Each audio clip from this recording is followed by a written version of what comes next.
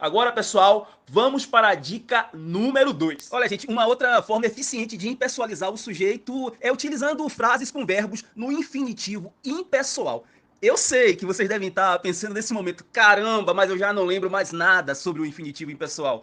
Como eu já sei disso, eu vou fazer uma breve revisão sobre o infinitivo impessoal, para que depois eu possa dar exemplos de como utilizar mais uma técnica eficiente de impessoalização do sujeito. Vamos rapidamente falar sobre isso. Gente, ó, quando você consulta a gramática para saber o que é um verbo no infinitivo, você, antes de mais nada, descobre que existem formas nominais do verbo, não é isso? Então, aí vocês também descobrem que essas formas nominais são três: o infinitivo, o gerúndio e o particípio. Lembram desse assunto? Pronto, é isso. O infinitivo, o gerúndio e o particípio são chamados de formas nominais do verbo pelo fato de que eles desempenham um papel semelhante ao dos substantivos, semelhante ao dos adjetivos, semelhante ao dos advérbios, e também pelo fato de que essas formas nominais sozinhas, elas não são capazes de expressar os modos verbais,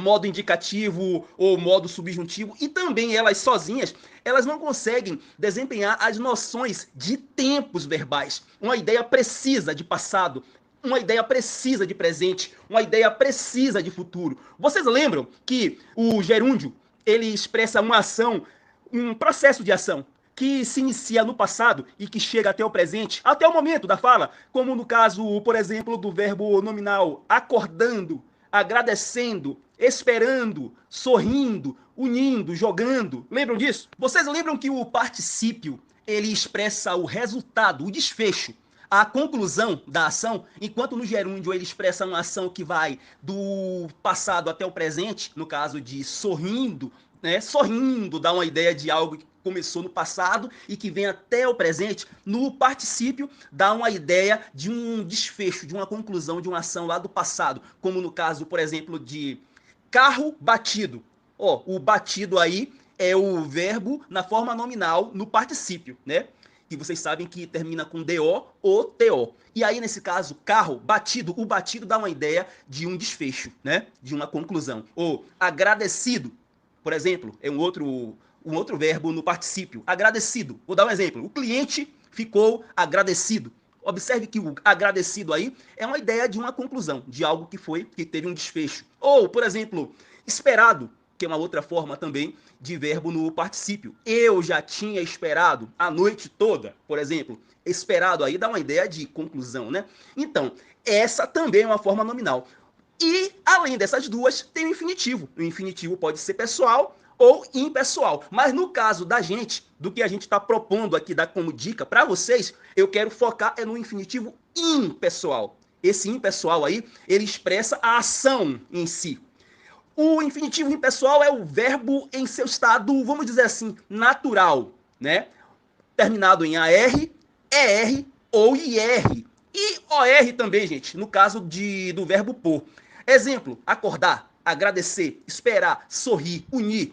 O infinitivo impessoal é o infinitivo que não se flexiona de acordo com as pessoas do discurso. Olha, se ele não se flexiona de acordo com as pessoas do discurso, serve pra gente, né? Ou seja, que é coisa mais impessoal do que você não conseguir colocar ele entre uma das pessoas do discurso, perfeitos pra gente, né? Pra nossa redação argumentativa. Fica sempre do mesmo jeito, chorar, amar, sofrer, resistir, etc. Terminado novamente, vou dizer novamente, terminado com AR, ER, IR e, no caso do verbo por, com OR. Ficou fácil agora, né? Pronto. Vamos voltar agora a falar da impessoalização da redação de vocês, da redação argumentativa, focando na dica número 2, focando no uso do infinitivo impessoal. Observem comigo agora esse trecho de uma redação que tirou nota 1000 na avaliação do Enem em 2014, cujo tema era a publicidade infantil em questão no Brasil. Observem como o uso do verbo no infinitivo ajudou o texto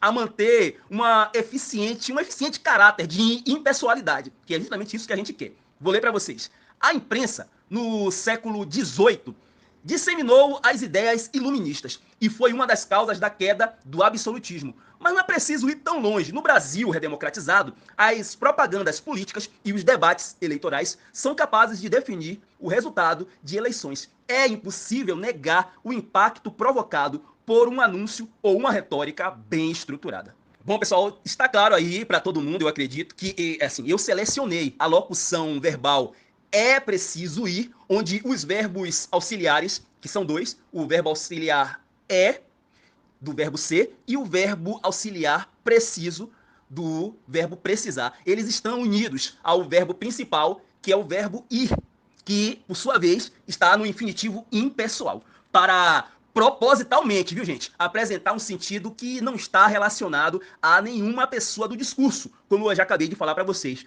Para manter mesmo esse caráter da impessoalidade. Notem que em um trecho como "mas não é preciso ir tão longe", propositalmente, gente, não fica claro sobre de quem o autor da redação está falando, que não precisa ir tão longe. A proposta aí é essa mesmo, apresentar uma ideia vaga, genérica, sem se referir a nenhum sujeito determinado. A gente indeterminou, a gente fez justamente o uso da dica número 2. A mesma coisa acontece com o verbo negar, que poderia até ser flexionado, por exemplo, na terceira pessoa do singular, acompanhado da partícula si, mantendo o mesmo sentido de impessoalidade, utilizando, por exemplo, a dica número 1. Ficando assim, é impossível que se negue, ó, o se aí, que é o índice de indeterminação, que se negue o impacto. Daria no mesmo, a gente pode fazer uso tanto da dica 1 quanto da dica 2 para esse caso. A proposta da impessoalidade textual se manteria eficiente do mesmo jeito. Perceberam